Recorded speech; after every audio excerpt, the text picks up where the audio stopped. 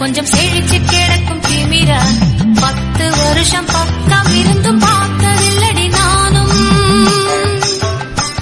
அந்த ராஜ கதவை திறந்தா பல ரகசியமும் தெரிஞ்சா பத்தியம் கிடந்த மாப்பிள்ள பையனும் பைத்தியமாக வேணும். அடி தூக்கி இருக்கும் அழகு அவன் தூக்கம் கெடுத்து போகும். அடி பாக்கி இருக்கும் அழகு உசிர் பாதி வாங்கி போகும்.